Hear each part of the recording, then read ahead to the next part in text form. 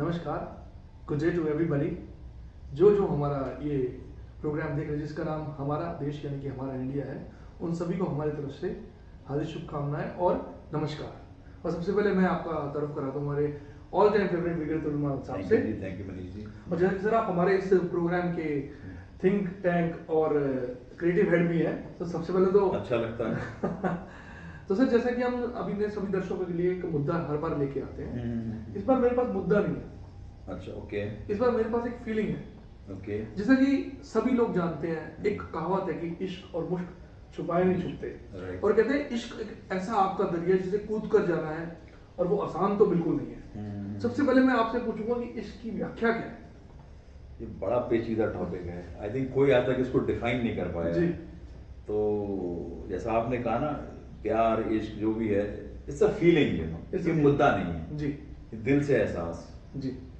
But आप जैसे मैं हमेशा कहता हूँ कि जवानी का इश्क और बुढ़ापे का प्यार कभी भुला ही नहीं भूलता। हमारा टॉपिक भी एकदम यही है। बिल्कुल कि जवानी का इश्क और बुढ़ापे का प्यार। इश्क क्या है?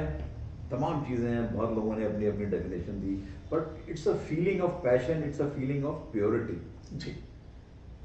ठीक है नहीं, लोग उसको एक मुद्दा बना लेते हैं, इसको मोल तोल। ये कोई मोल तोल नहीं है ये। जी।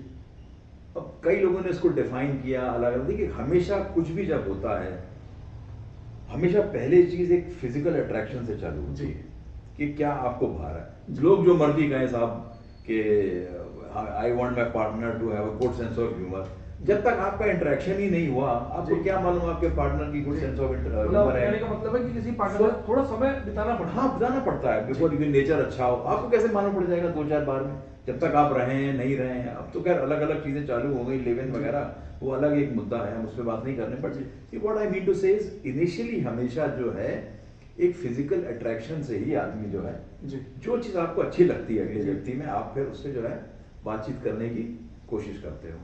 जी। कहीं ना कहीं थोड़ा वो फिर इट प्रोग्रेस। जी। तो कहीं वो इन्फैक्चुएशन बन जाता है यार कि यार मुझे बस यही चाहिए। जी। होता ना कहीं जनूनियत में। लेकिन कई लोग इस जनूनियत में ना गलत काम भी कर बैठते हैं। मैं कहता हूं अपने दिल पे काबू रखिए, सब कुछ रखिए, जो सही है सामाजिक नियम के अनुसार उसको पालन करिए। और बहुत अधिक बार आपके माँ बाप भी ठीक आपको राय दे रहे होते हैं, because they have seen life, या आपके सीनियर हैं, उन्होंने जिंदगी देखा होता है। फिर जब वो और थोड़ा ग्रो होता है तो कहीं एक भरोसा और विश्वास होता है आपका। जी बिल्कुल सर। ठीक है ना, एक ट्रस्ट की फीलिंग डेवलप हो जाती है कि पार्टनरशिप में। और ये ट्रस्ट बहुत जरूरी है। अगर आप ये ट्रस्ट तोड़ेंगे तो कभी आप उसका वो पैचअप नहीं कर पाएंगे। भले आप अपने पार्टनर के साथ पूरा जीवन बिता दें, लेकिन जब आप ट्रस्ट तोड़ते हैं तो एक खरोंच, एक खराश हमेशा जो है वो जीवन में कहीं ना कहीं रह जाती है। फिर जैसे जैसे चीजें ग्रो होती हैं, कहीं आप मतलब अपने पार्टनर से आप बेसिकली उसकी इबादत ही करने लगते हैं। जी ठीक है नहीं, एक पैशन डेवलप हो जाती है उसके लिए कि यार यही है, यही मुझे करना है, यही करना है। और थोड़ा उसको शॉर्ट करें और कहीं जाके अंत में फिर जहाँ मैं से हम वाली बात होती है ना, जब वो स्टेज आ जाती है वो मैं से हम, तो that is a complete process. और इसको प्रोसेस को जीना बहुत जरूरी है। बिल्कुल। कई लोग बीच में छोड़ छाड़ के जब स्वार्थ आ गया, ये आ गया, वो आ गया। See love is not is love is about giving. जी जी कि जो मैं जो करूं मतलब अगले को उसका दिल ना दुखाऊं। जी that is what the sharing and all is about love. जी कहते हैं आपका दरिया है, कूद के जाना है। कूद के जाना है। तो ये मतलब एक बहुत आसान सा मुद्दा नहीं है, और बहुत कुछ इसमें खोना, खैर पाना तो कम पड़ता है, लेकिन इसमें आपको मतलब संयम बहुत बरतना है और lot of sacrifice is required if one has to go through it. अच्छा सर, तो आपने इसकी व्याख्या तो हमें बता दी, लेकिन नहीं मैं कोई आई am not a love Guru please. एक जनरली जो मुझे फील हुआ मतलब। लेकिन सर मैं आपसे ना आगे बढ़ूंगा तो एक दो चीजें हैं जो शेयर करूंगा। सबसे पहले तो दो किस्म के इश्क होते हैं, एक जवानी का इश्क और एक बुढ़ापे का इश्क। बुढ़ापे का प्यार। बुढ़ापे का प्यार। जवानी का इश्क। सर जवानी में तो आदमी का मन थोड़ा चंचल होता है, तो वो शायद लव को एक अलग पर्सपेक्टिव से देखता होगा, और हो सकता है बुढ़ापे में उसको बहुत नॉलेज आ जाती है, गाड़ का पानी भी लेता है। मैं आपको समझाता हूँ। जी सर। अधिकतर क्या होता है जवानी में ना, एक होती जनूनियत जी, और उसका इन्फ्लुएंस हमारे सोशल मीडिया, फिल्मों पे बहुत ज्यादा होता है जी। कईयों को तो देखो यार, हमारा इश्क ही नहीं हुआ, हम तो कुछ I am just missing out in life, कईयों के लिए तो अचीवमेंट है सर, अचीवमेंट है। लेकिन आपने कहीं और पढ़ा भी होगा, कहते हैं ना, जो सोच समझ के हो वो व्यापार, जो बिन सोचे समझे हो वही तो है प्यार। क्या बात है सर, बस समझ रहे हो आप? तो ये कहते हैं ना कि इश्क और प्यार किया नहीं जाता, ये हो जाता है। And it is a natural, मतलब किसी की फ्रीक्वेंसी, किसी somebody may be the best person for you ji, and that somebody may be the worst person for somebody else। तो ये कोई एक डेफिनेशन नहीं है, इसको क्लासिफाई करना बहुत मुश्किल है जी।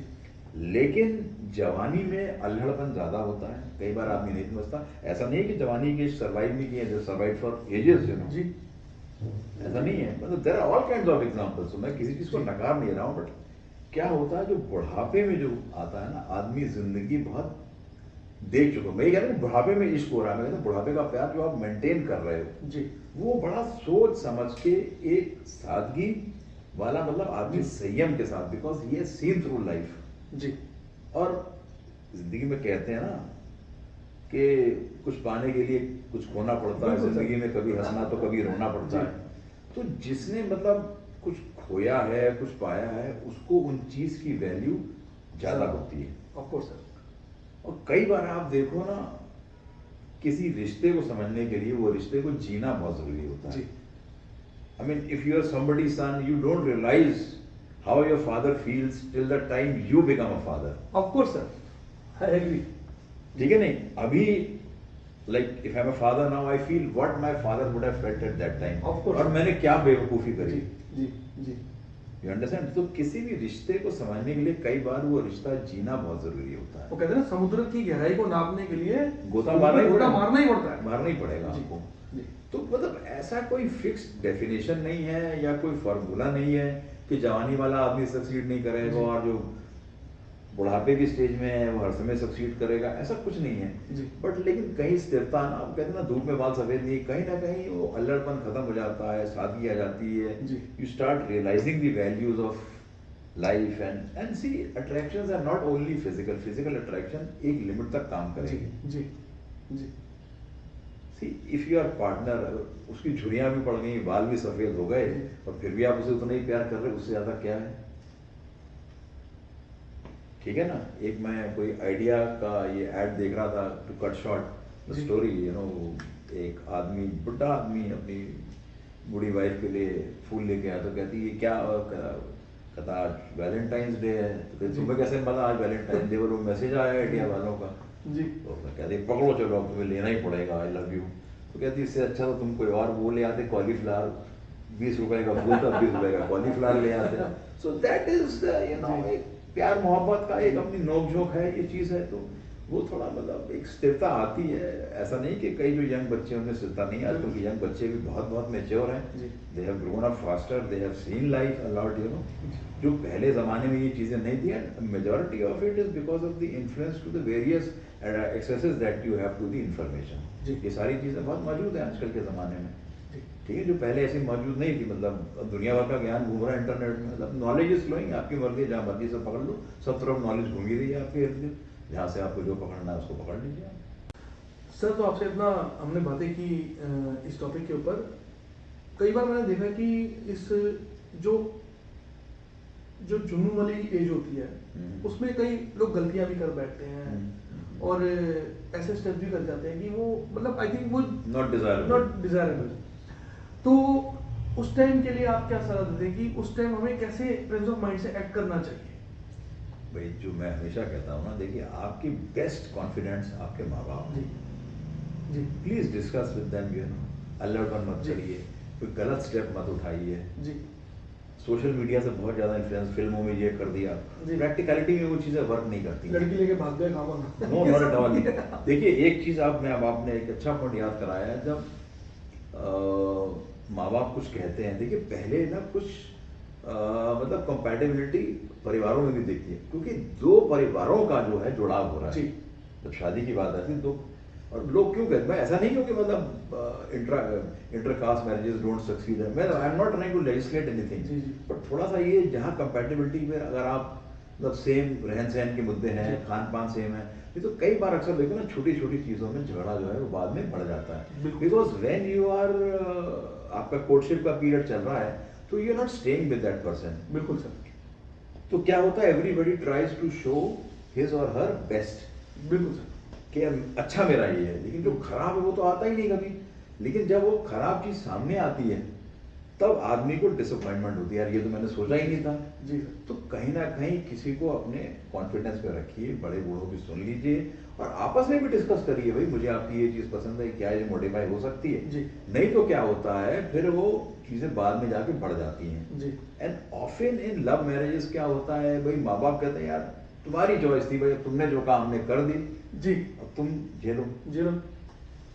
ठीक है कि नहीं? तो कई बार मतलब माँ बाप भी हाथ विड्रॉ कर लेते हैं जी। कई लोग सपोर्ट करते हैं। अब अरेंज मैरिज में अब बहुत लोग बीच में पड़े होते हैं। और आजकल तो सोशल मीडिया पे भी अरेंज मैरिज हो रही है। अरेंज मैरिजेस जो होती है वो रिलेशन और बड़े फाइनेंशियल और बड़ी सारी चीजों में कंपैटिबल होती है। हाँ, उसमें देखने की कोशिश, ऐसा नहीं कहते ऑलवेज सक्सीड, ऐसे भी वो भी फेल हुई होती है। मैंने कहा इन चीज़ों का कोई फार्मूला नहीं है, लेकिन मैं बता रहा हूँ जनरल एक आदमी की जो सोच है ना कि इकोनॉमिक स्टेटस, रहन सहन, वे ऑफ लिविंग, फलाना टिमकाना, जिस कहीं गैप और डिस्पैरिटी जब बहुत ज़्यादा हो जाती है तो कहीं ना कहीं थोड़ा सा कष्ट जो है वो हो जाता है। जी। तो इन सब चीज़ों का आदमी ध्यान रखे और कोई गलत कदम, कोई मतलब बहकावे में आके कोई कदम ऐसा ना उठाए कि आपके पेरेंट्स के लिए कोई परेशानी हो, आपके लिए परेशानी हो। बिल्कुल। देखो पेरेंट्स ने भी बड़े लाड प्यार से पाला है आपको, वो भी कुछ they have some level of expectation. तो सब चीज़ की एक ओवरऑल कंपैटिबिलिटी बना के अगर चला जाए जी। तो उससे अच्छी कोई बात सर नहीं। आपकी बात सारी हमने सुन ली और आई थिंक दर्शक भी समझ गए होंगे, और जो हमारे नौजवान दर्शक हैं वो भी अगर हमारे इस पॉडकास्ट को देखते ही होंगे।